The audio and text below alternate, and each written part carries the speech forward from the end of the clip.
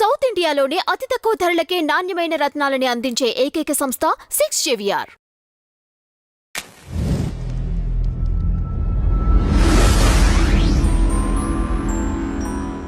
నమస్తే అండి, welcome to tree media.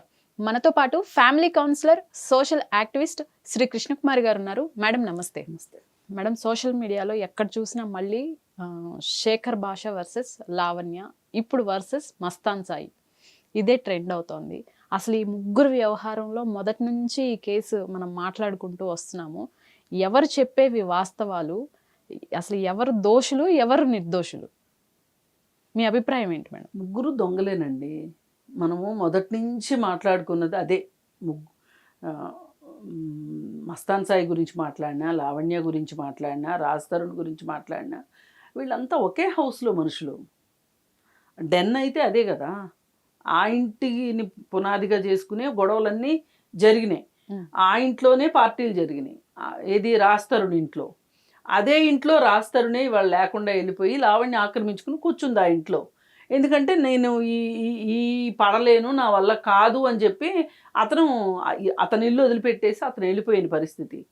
మరి అతనే చాలాసార్లు చెప్పాడు, ఇంట్లో చాలా అసాంఘిక కార్యకలాపాలు జరుగుతున్నాయి, ఎవరు వస్తారో తెలియదు, ఎవరు పోతారో తెలియదు, నేనే ఒక గెస్ట్ లాగా ఏదో రెస్ట్ తీసుకుంటానికి వస్తాను అన్నట్లుగా అతను చెప్పుకుంటూ వచ్చాడు.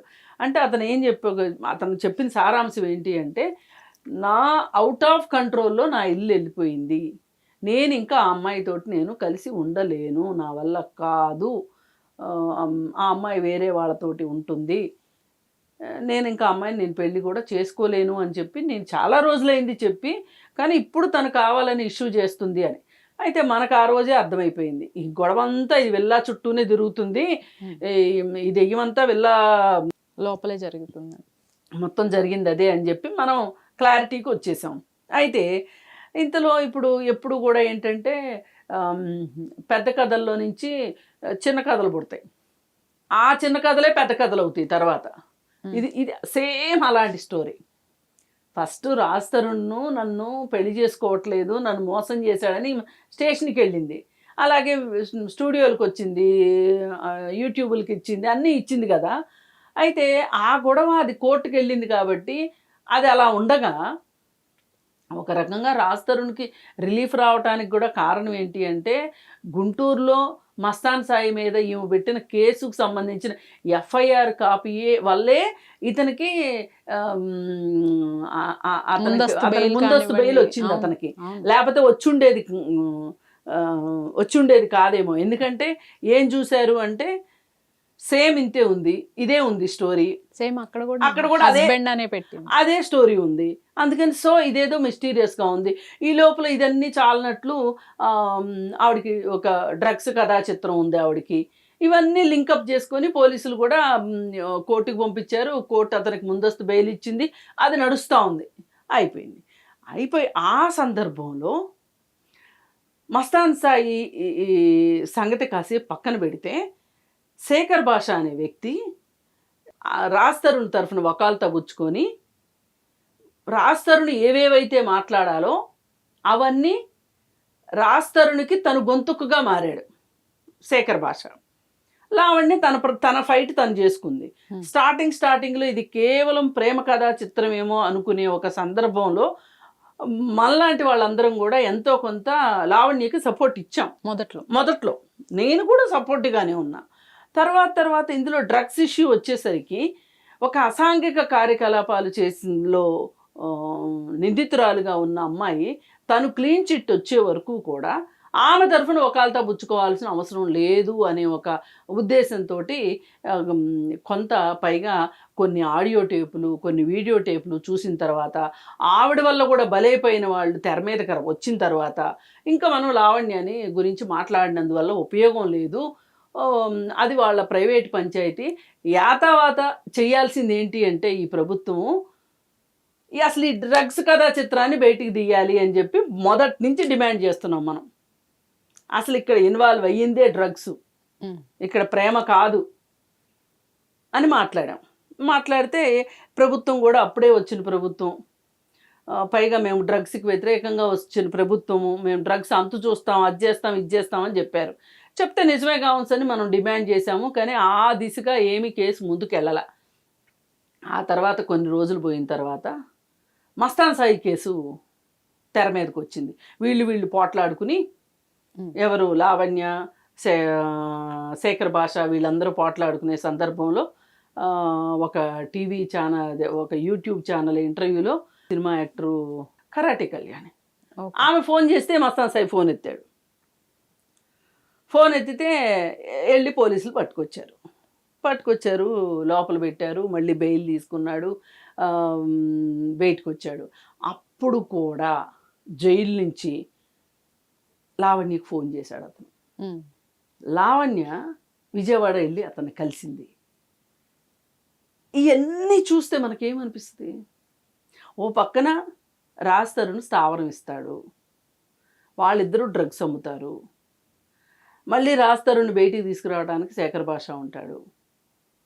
వీళ్ళందరినీ ఎలా అర్థం చేసుకోవాలి అనే ఒక ఉద్దేశంలో ఇది ప్రభుత్వం కల్పించుకోవాల్సిన ఒక అత్యవసరమైన పరిస్థితిగా మనం ఆ రోజు నిర్ధారించుకుని, అది దాదాపు కోల్డ్ స్టోరేజ్కి వెళ్ళిపోయింది అనుకున్న సందర్భంలో మళ్ళీ స్టోరీ మొదలు. అంటే మస్తాన్ సాయి పైన మళ్ళీ కేసు పెట్టడం, మస్తాన్ సాయిని మళ్ళీ అరెస్ట్ చేయటం, ఏదో హార్డ్ డిస్క్ లో అమ్మాయిల వీడియోలు దాదాపు 300 పైగా ఉన్నాయి అని చెప్పేసి చెప్పటం, దానిలో 40 వీడియోలు లావణ్యవే ఉన్నాయి అని తనే స్వయంగా స్టేట్మెంట్ ఇవ్వటం, ఇవన్నీ అసలు ఈలోపు ఏం జరిగింది అంటే, ఒక ఫైన్ డే లావణ్య పోలీస్ స్టేషన్కి వెళ్ళి కేసు పెట్టింది.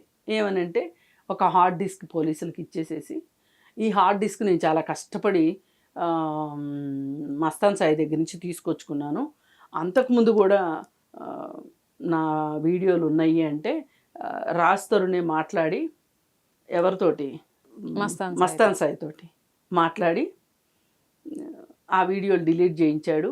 కానీ డిలీట్ చేయించే లోపే ఇంకొక హార్డ్ డిస్క్లోకి వెళ్ళిపోయినాయి అయ్యి, అది పెట్టుకొని నన్ను బ్లాక్మెయిల్ చేస్తున్నాడు. అంటే మస్తాన్ సాయి తోటి రాజ్ తరుణ్కి కూడా సంబంధం ఉంది, రాజ్ తరుణ్ తోటి సంబంధం ఉన్న శేఖర్ భాషకి మస్తాన్ సాయితో సంబంధం ఉంది. వీళ్ళందరూ ఒకే తాను ముక్కలు ఇవన్నీ. కాకపోతే వీళ్ళందరిలో పెద్దగా వివాదాస్పదం కాని వ్యక్తి రాజ్ తరుణ్ కావచ్చు, కానీ తన ఇల్లు ఇచ్చిన సందర్భంగా, లావణ్యకి అడ్డన్నికి ఇల్లు ఇచ్చిన సందర్భంగా అతను కూడా శిక్షార్హుడే. సరే, అది వేరే విషయం. ఇప్పుడు ఈవిడేం చేసింది, ఈ హార్డ్ డిస్క్ తీసుకొచ్చి పోలీసులకు ఇస్తూ, నేను చాలా కష్టపడి తెచ్చానండి ఈ హార్డ్ డిస్క్ని, దీన్ని తీసుకెళ్ళటానికి నా ఇంటి మీదకి మనుషులు వచ్చారు, నాకు ప్రాణహాని ఉంది అని చెప్పి హార్డ్ డిస్క్ నేను అసలు ఇంటికి తీసుకొచ్చి చూసుకుంటే నా ఒక్కదాని ఉన్నాయని నేను అనుకుంటే 300 మంది ఉన్నాయని చెప్పి తెలిసింది నాకు అని చెప్పి పోలీసులకు ఇచ్చింది. ఇస్తే పోలీసులు ఆ సందర్భంగా మస్తాన్ సాయిని పట్టుకొచ్చి అరెస్ట్ చేసి లోపలేశారు. ఇప్పుడు నా ఉద్దేశం ప్రకారం ఇది ఒక్క వ్యక్తితో అయ్యే పని కాదు. మస్తాన్ సాయి చేసిన పని ఒక్క వ్యక్తితో చేసే పని కాదు. అతను అక్కడ సుబానీ హోటల్కి సంబంధించిన కాజా సహాయం చేశాడా, లేకపోతే లావణ్య సహాయం చేసిందా, లేకపోతే ఎవరెవరు సహాయం చేసినా కానీ ఇది ఒక టీం వర్క్, ఒక్కరితో అయ్యేది కాదు. ఎందుకంటే ఒక అమ్మాయికి వల వేయడము, ఆమెకు మంచి మాటలు చెప్పో చెడ్డ మాటలు చెప్పో భయపెట్టో బెదిరించో లేకపోతే డ్రగ్స్ ఇచ్చో ఒక వీడియో తీయడానికి ఒక్కడితోటి అయ్యే పని కాదు. దానికి లావణ్య కూడా సహకరించి ఉండొచ్చు కాదు, సహకరించే ఉంటుంది. ఎందుకంటే వీళ్ళు డ్రగ్స్ వ్యాపారం చేస్తా డబ్బులు సంపాదించాలి కాబట్టి దీనికి వాళ్ళకి వీళ్ళు తోడ్పాటు చేసుకుని పరస్పర సహకారంతో జరిగిన పనులు ఇవన్నీ. ఇప్పుడు కేసు అలా అక్కడ ఉండగా మళ్ళీ మస్తాన్ సాయి అన్ను శేఖర్ భాష ఫోన్లో మాట్లాడుకున్నారు, నా గురించి నాకు ప్రాణహాని ఉంది, ఆ మాట్లాడుకున్న విషయాల గురించి శేఖర్ భాష మీద మళ్ళీ కేసు పెట్టింది లావణ్య. మరి ఆ ఆడియో నాది కాదు అని అనట్ల శేఖర్ భాష, కానీ శేఖర్ భాష ఒక మస్తాన్ సాయిని గురించి వర్ణిస్తూ కొన్ని చోట్ల, అంటే అతని గురించి మాట్లాడుతూ, అతను ఏం చేశాడండి, జస్ట్ కన్జ్యూమర్ అంతే అని చాలా సింపుల్గా మస్తాన్ సాయి గురించి తేల్చేశాడు. కానీ మరి ఈయన ఎక్కడెక్కడ ఎఫ్ఐఆర్లు తీసుకురాగలిగిన శేఖర్ భాషకి 2020లోనే అతను డ్రగ్స్ తయారు చేస్తూ పట్టుబట్టాడు. ఆ సందర్భంగా ఒక ఎమ్మెల్యే కొడుకు కూడా తోడుండటంతో ఆ కేసులోంచి ఈజీగా బయటపడ్డాడు అనే సంగతి తెలీదా? లేకపోతే సుబాని హోటల్ కొడుకులకి ఇతనే డ్రగ్స్ ఇస్తున్నాడు అనే సంగతి తెలీదా? లావణ్యకి ఇతనే డ్రగ్స్ ఇస్తున్నాడు అనే సంగతి శేఖర్ భాషకు తెలీదా?